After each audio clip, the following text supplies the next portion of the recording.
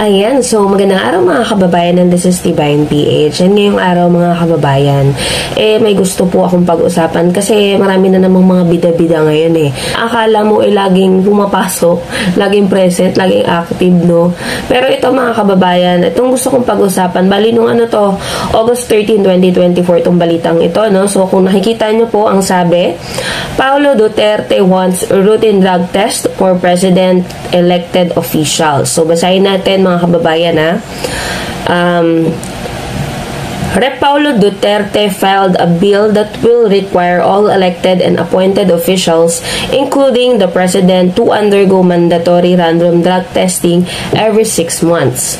House Bill 10744 amends Republic Act 9165 or the Comprehensive Dangerous Drugs Act of 2002 to specify that all screening tests will be done through hair follicle testing, while confirmatory tests will involve urine drug tests. The Davao City Lawmakers Bill covers all elected and appointed officials in public offices, including the President of the Republic of the Philippines, according to a news release. Ayan mga kababayan, okay sana to kung yung nag-file ng bill active. Isa rin tong absenero na kagaya ng ama niya may pinagmanahan. So ituloy ko po Former President Rodrigo Duterte, the lawmaker's father, challenged President Ferdinand Marcos Jr. last month to undergo hair follicle testing to disprove allegations that he uses illegal substance.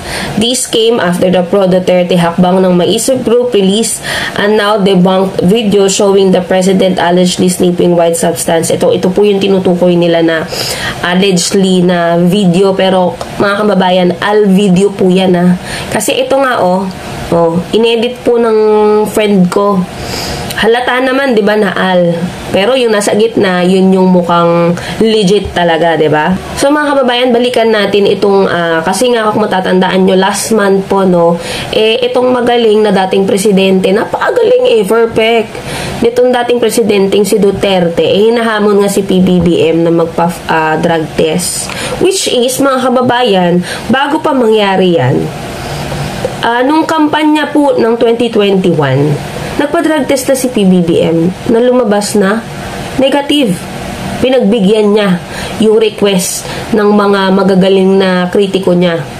Di pa man siya presidente that time Pero ito kasi mga kababayan, napaka-double standard kasi ng mga magagaling na DDS na to na kulang sa brain cells Bakit? Kung matatandaan nyo po noong previous administration, may mga kababayan din tayo na nag-request kay dating Pangulong Duterte na magpa-drug test siya. Pero ano bang sinabi ng spokesperson niya? So, i-play ko po. Pakinggan yung maigi para dun sa mga naggagalingan na mga feeling magagaling dyan na mga DDS, na mga maisog kuno. Pakinggan nyo po. Kailan daw po kaya magpapadrug test ang mga Dutertes? Ko alam kung dapat na response dyan. Dahil marami naman talaga siya magsasabi na hindi ko na alam pinapansin o hindi na dapat ko alam. Pero ngayon po, hindi ko alam po anong sasabihin mo kanina. So yun mga kababayan, narinig nyo naman, diba? Sabi nung abogado na dating spokesperson, narinig nyo? Tapos ngayon, ang kakapal ng mga mukha nyong diktahan si PBBM. Bago pa nga mangyari yan, nakapagpa-drug test na siya Nagpapa-hype kayo na as if napaka-ano nyo, no? Hindi ba ninyo matanggap na negative si PBBM? Kaya ngayon, ayan, habang nakikita ng taong bayan, nakikita ng mga Pilipino na masipag nagtatrabaho ang Pangulo kahit pa sinisiraan nyo, ayan, nire-recycle nyo yung mga issue before, yung mga naging issue dati, nire-recycle nyo. Paano kasi mga kababayan? Naglalabasan na kasi yung mga baho nila. Kaya ngayon, double time na sila sa paninira kay PBBM. Wala na silang maiba na legit, na reliable na may pruweba talaga silang makita. Kung sino-sino na ang tinatawag nila, nakikita nyo ba mga kababayan? Si PBBM walang pakialam dyan sa mga yan. Hindi niya pinapatulan yan kasi nga, priority niyang magtrabaho. Priority niyang paglingkuran ang ating mga kababayan. priority niyang mapaunlad ang ekonomiya ng Pilipinas habang itong mga kritiko niya ay naninira, gumagawa ng fake news, nagre-recycle ng mga issue para siraan si PBBM. Ang kaso, mga kababayan, hindi na kasi effective kasi tignan mo ang nangyayari, the more na sinisiraan nila si PBBM, the more na ginagawa nila ng fake news, the more na lumalabas yung baho nila. Diba? Hindi nyo ba napapansin yun? O nagsusyunga-syungahan pa rin kayo?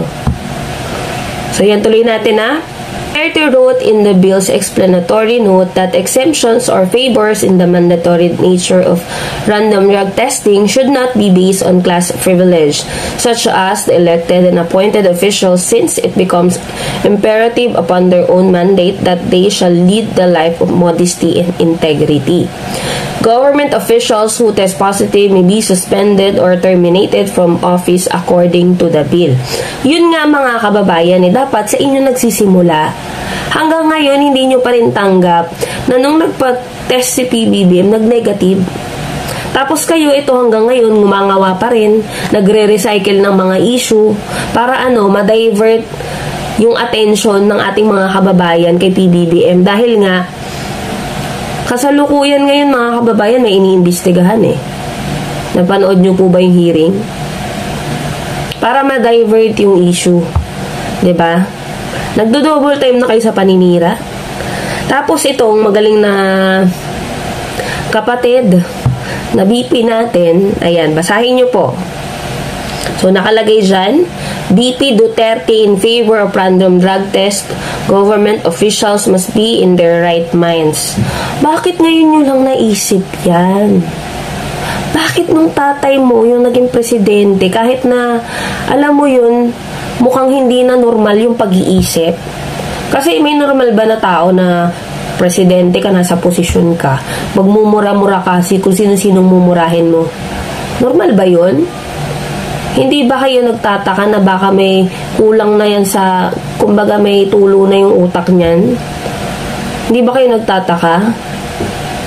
Napaka-double standard yun talaga. Sabi ni Inday, Inday Sara Duterte is fully supporting a bill filed by her brother of Davao City 1st District Rep. Paulo Duterte that would mandate all elected and appointed officials, including the President, to undergo mandatory random drug testing every 6 months. Actually, sa akin, walang problema to. Pero dapat sa inyo magsimula. Buong pamilya nyo. Sama mo pa yung tatay mo. Yes, of course, oo. Unang-una, dapat talaga mapanigurado nating lahat na nasa tamang pag-iisip. Yung ating mga public officials, kasama na ako doon. Buti naman alam mo.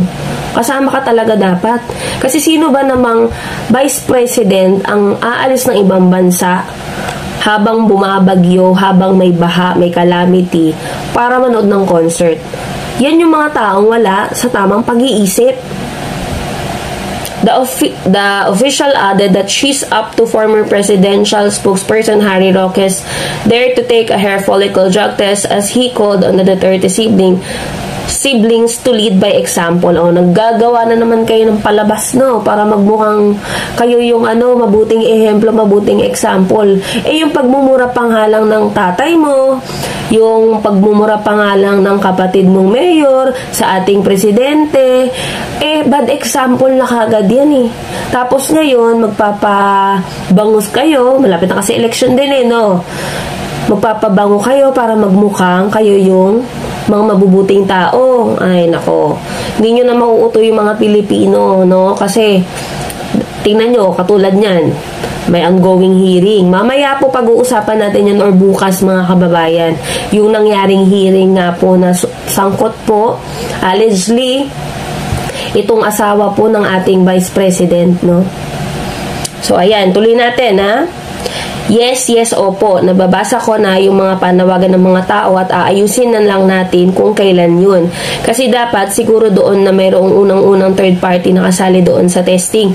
Alam mo, bilang Vice President, napaka-gulo niya maglabas ng statement, Ito pa lang, sa binabasa ko pa lang, napaka-gulo na. Para paulit-ulit kada word. Alam mo yun? We will arrange when is that because first and foremost, there should be a third party involved in the testing. Duterte added that the testing shouldn't be done by one laboratory alone and that there should be another to validate the result. Her brother filed House Bill 10744, which seeks to amend Republic Act 9165 or the Comprehensive Dangerous Drug Act of 2002 to specify that all screening tests will be done through hair follicle testing. Confirmatory tests can be done using urine drug test that the bill added.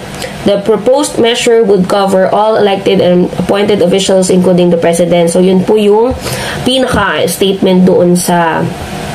Kasi nga nag-agree si Inday Sara dito sa proposed bill ng kanyang kapatid. So di ba dapat sa inyo talaga nagsisimula? At saka dapat nung previous admin pa.